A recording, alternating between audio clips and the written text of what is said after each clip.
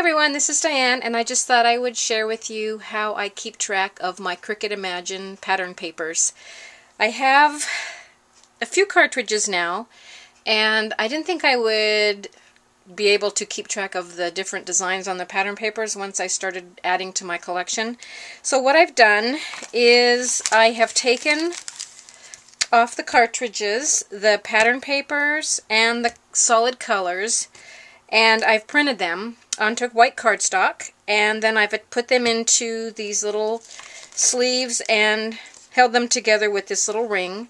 That way they're alphabetized, so I can always just add another one right in there. The reason I did this is as I'm looking for an idea, say this butterfly, and then I looked at the back to see what color it came in, because I was trying to match a cardstock, and the circles are pretty small, and I thought if I had those actually printed, I would know exact shades, because obviously it's the ink that's going to be used, and these are a little bit small.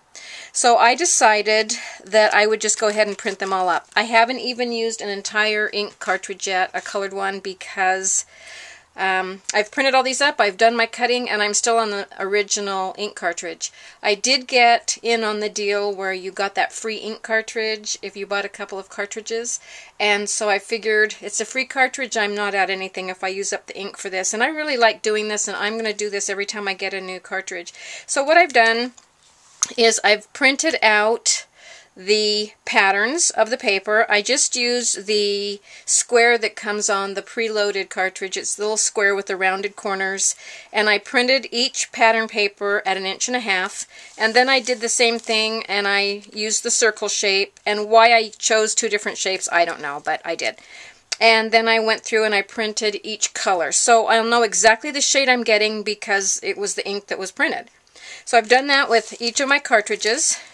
So when I want to find a pattern paper, all I really have to do is just flip through this, and it's much faster than going through the handbooks. And when I'm trying to match up a cardstock, same thing. I can just lay my cardstock next to these little circles and find the best match. So far this is working out really good for me, and so I just thought I'd share that tip. Thanks for watching. Bye.